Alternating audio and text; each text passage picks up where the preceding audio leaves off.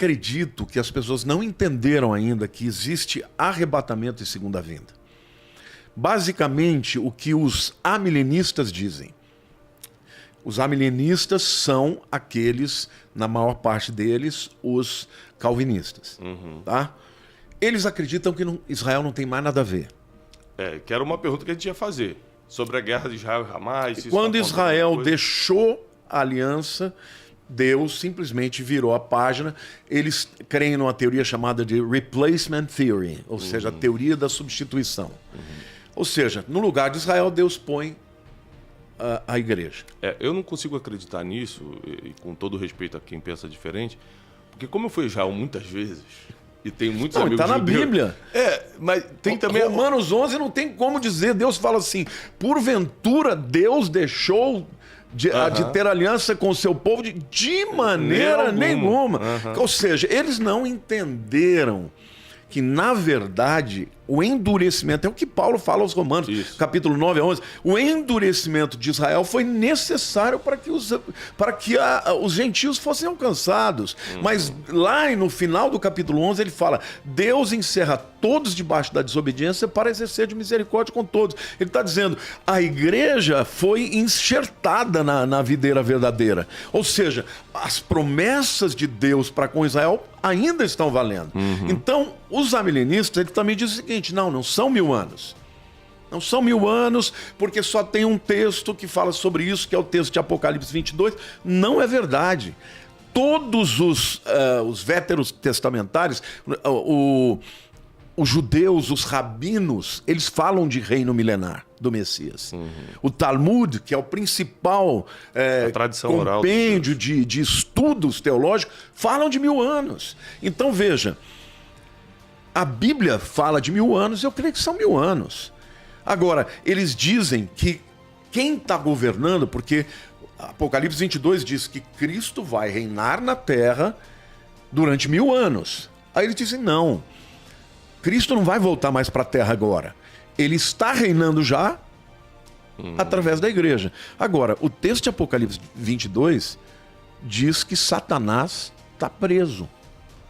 Para você parece que ele está preso? Não. Vocês me desculpem. Para mim, se ele estiver preso, eu vou ficar com medo. Tá soltinho. Está solto. E como é que pode dizer que a igreja está governando? A igreja não está nem na cabeça das nações. Então, eles simplesmente têm que fazer um malabarismo teológico. Por quê? Porque o Calvino era antissemitista. O Calvino não aceitava os judeus e culpava os judeus pelo fato dos judeus terem matado a Cristo. Agora, se eles são calvinistas, eles não têm que entender que era necessário que alguém fizesse isso. Então, assim, os amilenistas e os pós-milenistas, dentre os pós-milenistas, tem aqueles que acreditam na teologia, escatologia vencedora. Essa escatologia, ela nasceu, sobretudo, no final do século XIX, começo do século XX, quando o mundo estava descobrindo muitas coisas extraordinárias, como penicilina, o mundo estava com avanços tecnológicos, logo veio o avião, sabe? O término, né, dos transportes, por exemplo, com navios... como é que chama? Com motor a combustível de carvão. Começa aí, então, os carros, os automóveis... Muito avanço. O que os camaradas falaram? O mundo está melhorando. Então, na verdade, Jesus já está governando, vai melhorar, até que, de repente, ele aparece. Mas aí veio a Primeira Guerra Mundial, aí veio a Segunda Guerra Mundial. O século XX foi o século mais sangrento. Como é que Jesus está governando nesse caos? Quando você vai, e tem um outro detalhe, quando você vai para o nascedouro da palavra profética em relação à escatologia, Daniel 9, de 24 a 27, fala de 70 semanas estão destinadas para o seu povo, é o anjo falando para Daniel, né? E para a sua cidade. Ou seja, ele está dizendo, essas 70 semanas é um programa de Deus que ele vai tratar com Israel, porque o teu povo é Israel e a tua cidade é Jerusalém. Então, eu, como pré-milenista, eu acredito que vai haver tudo literal. E quando você vai para o Novo Testamento, você percebe que Paulo, ele fala do arrebatamento, e no arrebatamento a igreja sobe para o encontro com Cristo nos ares. Na segunda vinda, que é lá em Apocalipse 19, a igreja desce com Jesus. Então um sobe, São dois eventos o outro diferentes. desce. Um vai ser num piscar de olhos, como o ladrão da noite. O outro, todo o olho verá. São dois eventos diferentes. Em 1 Tessalonicenses 4 fala do arrebatamento, e no 5 fala do dia do Senhor. Entendeu? Agora, é o dia da ira. Fala, mas 1 Tessalonicenses 5:9 diz, mas vós não fostes destinados para a ira. Então, no 4 é o arrebatamento, no 5 é o dia da ira, que é a grande tribulação. Quando você vai para Mateus 24, você vê que é depois da tribulação daqueles dias, foi visto um sinal no céu e o Senhor aparece. Então, no arrebatamento, primeiro vem o arrebatamento, depois o dia da ira. Na profecia de Jesus, primeiro vem depois da tribulação desses dias é que vem o Senhor. Então são dois eventos diferentes. Uma coisa não exclui a outra, só são dois programas diferentes. O primeiro programa é para os crentes, que creem que Jesus é o Senhor e Salvador. O segundo é para o mundo inteiro. O mundo inteiro vai ver. As consequências acontecerão para o mundo inteiro. Outra coisa, Jesus, quando ele fala lá em João capítulo 14, né, aquele texto célebre, né? Não se turbe o vosso coração, crede em Deus, crede também em mim. Na casa do meu pai há muitas moradas, se assim não for, eu não vou teria dito. Vou preparar-vos lugar para que onde eu estiver, vós estejais também. E quando é que Jesus vem buscar a sua noiva? Para levar para onde? Para a casa do meu pai. É o céu. Agora, na segunda vinda, não tem casa do meu pai. Na segunda vinda ele desce no Monte das Oliveiras com a sua noiva. Então Vai são julgar, dois lugares. Agora, vai julgar as nações. Vai julgar as nações, né?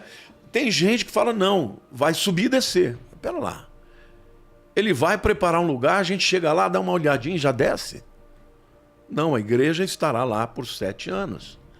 E depois dos 7 anos ela desce para o programa de Deus na terra através do milênio. Mas antes do milênio, no vale de Josafá ali, que é o vale de Cedron, você conhece bem.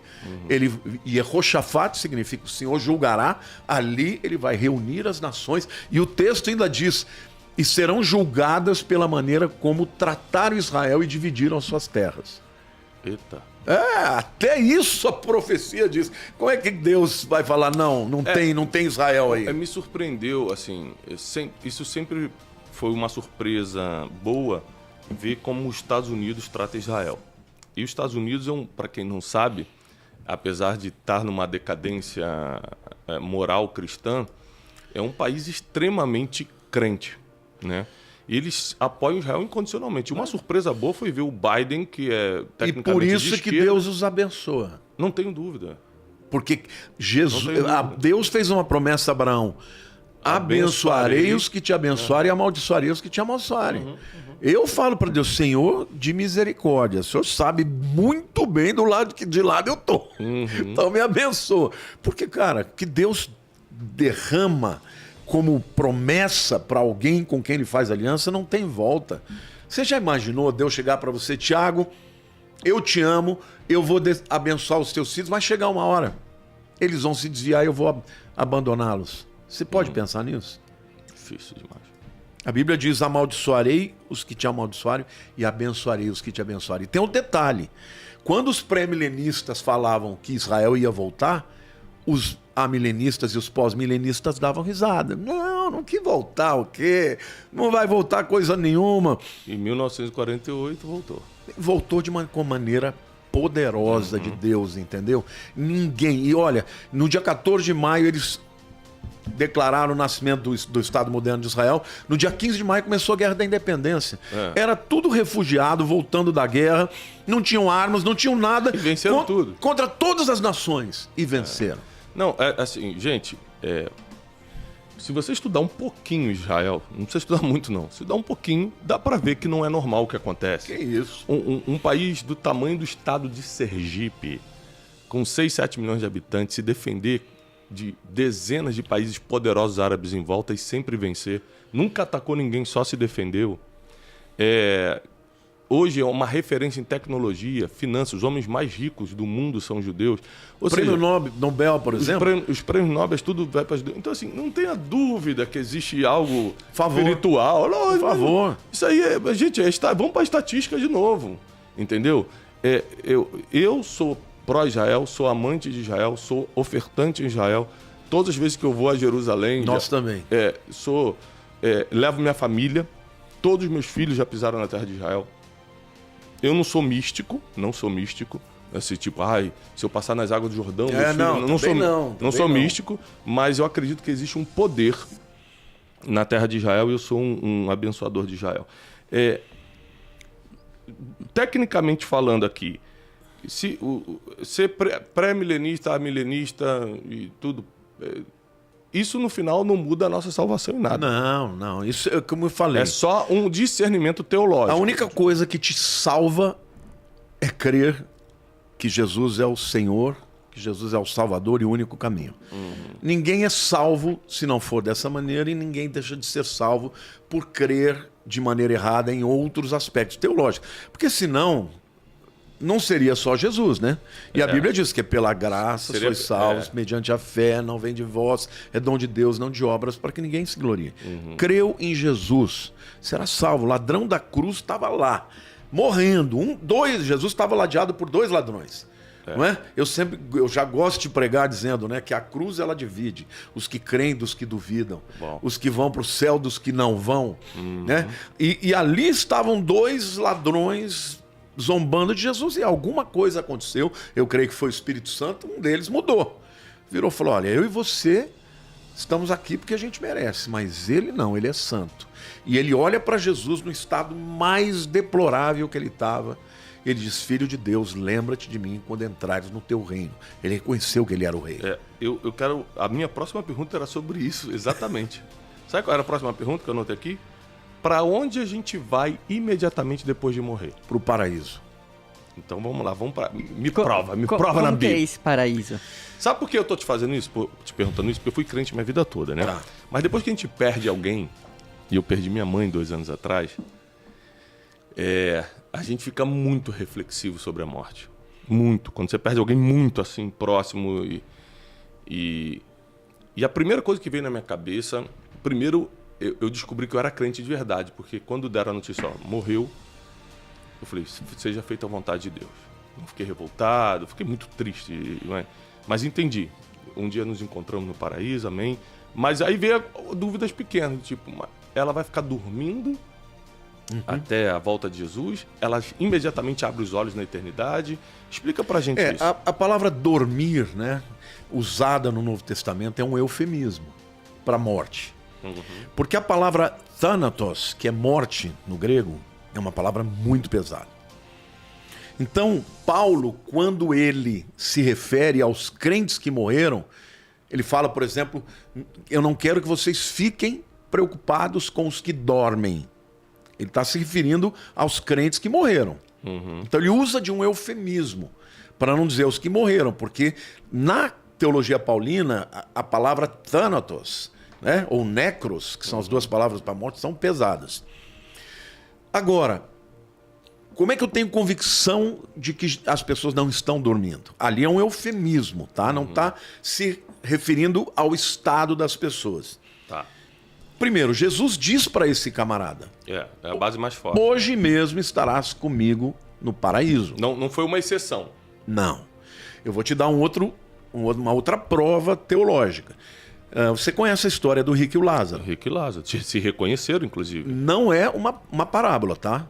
Porque um dos princípios de hermenêutica, que é a interpretação, nenhuma parábola cita nome.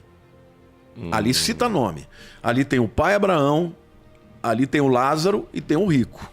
Só o rico que não dá o nome para ele, porque ele não vale nada ali. Mas ali era um lugar chamado Sheol, no hebraico, ou Hades, no grego. Havia um lugar onde havia um abismo, de um lado estavam os perdidos e do outro lado estavam os salvos. No lugar dos salvos era o seio de Abraão. Então, certamente Abraão devia ocupar uma posição muito importante. O rico morre e ele está do lado ruim e ele está vendo o outro lado o Lázaro na boa.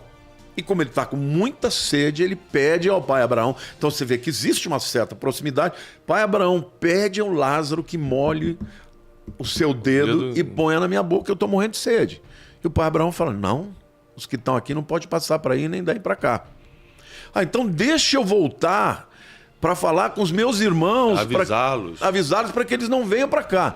Abraão fala, eles têm a lei e os profetas. O que ele está falando? Eles têm a Tanar. Eles têm o Velho Testamento. Você tem que ler lá, não pode. O morto não precisa voltar para te avisar nada. Você já tem... Ele já tem a Bíblia. Opa. Tá? Agora, o que a gente percebe ali? Tá todo mundo acordado. Tá acordado o Abraão, tá acordado o Lázaro e tá acordado o rico. Tem ninguém dormindo ali. E Paulo, ele deixa claro isso. Ele fala, para mim, muito melhor é morrer e estar com Cristo. Você não está dormindo com Cristo, você está acordado, você está adorando ao Senhor. Só que por conta desta palavra dos que dormem, as pessoas acreditam que esse é o estado delas. Esse é um eufemismo. Eufemismo, né? É uma palavra em que suaviza, né? Por exemplo, ao invés de eu chamar o cara de cretino, eu chamo ele de uma pessoa de caráter duvidoso. Isso é um eufemismo. Ali é uma palavra usada para ser um eufemismo, mas quando a gente vê na Bíblia a questão da morte, as pessoas ficam acordadas. Elas estão... Claro, o próprio Moisés e Elias se manifestaram no Monte da Transfiguração quando apareceram para Jesus. Uma pergunta. Quando nós morremos...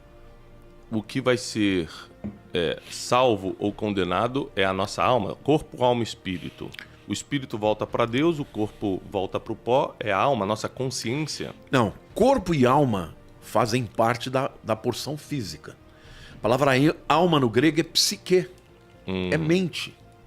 Tá. Tanto é que a própria palavra psique fala dos animais. Quando fala, por exemplo, no Apocalipse que os peixes, a alma dos peixes morreram, é a vida dos peixes. Alma até um animal tem. Psique. Porque senão a pessoa não teria intelecto, raciocínio, vontade. O espírito, este é eterno. Quando você morre, o teu corpo vai ser deteriorado, porque a Bíblia diz que nós, né, semeia-se em corrupção, e colhe-se incorrupção, né? Incorruptibilidade. O corpo vai para debaixo da terra e o espírito vai para a presença de Deus. A alma também está aqui embaixo. A consciência humana, o intelecto, tudo está lá. Mas o espírito também tem essas valências. No dia do arrebatamento, corpo e alma acordam e se juntam ao corpo. Aí o ser humano terá um corpo glorificado como o de Cristo. A Bíblia diz que será igual ao de Jesus. Então você voltará a ter corpo, alma e espírito. Agora, quando a pessoa vai ser condenada, porque essa foi a tua pergunta, os não crentes receberão um corpo também. E eles sofrerão não só na alma e no espírito, mas no corpo também. Entendi. É porque eu fico imaginando, para a gente se reconhecer na eternidade, é outra dúvida que mandam muito para a gente. Se a gente vai se reconhecer na eternidade, quer dizer que a gente vai ter um mínimo de consciência. Opa, com certeza. E não seria, agora que vem uma pergunta difícil. Eu já sei qual que é. Não seria complicado, já que no céu não vai ter choro, não vai ter dor, a gente lembrar de tudo na Terra? Porque a gente vai encontrar gente no céu que a gente não gostaria de ver. Eu já fiz essa pergunta para Deus. E existem duas teorias que são as mais importantes. A primeira é que Deus vai apagar da sua mente aquilo que não serve mais para o céu. Não serve mais para o céu. Então, por exemplo, se uma pessoa tem Alzheimer, ela não lembra de algumas coisas e esquece outras. Deus pode fazer isso também. Outras acreditam que não tem como, porque existem relações, né, de uma coisa com a outra. A glória de Deus será tão profunda e tão extraordinária que não será possível você sentir dor. Você terá consciência, mas a glória de Deus vai explicar todas as coisas e você vai glorificar a Deus e não sentirá dor. Tem sentido. Wesley, você tá caladinho, vai. Pastor, diga. Tô muito ansioso por essa pergunta. Quando eu era criança, eu acreditava que porventura eu podia ficar se a igreja fosse arrebatada. Então, para quem tá nos ouvindo, vai acontecer mais ou menos assim. Tô trabalhando e de repente meu colega do lado Vai desaparecer. Se eu sou cristão e fiquei, e agora? Vai acontecer isso. Por quê?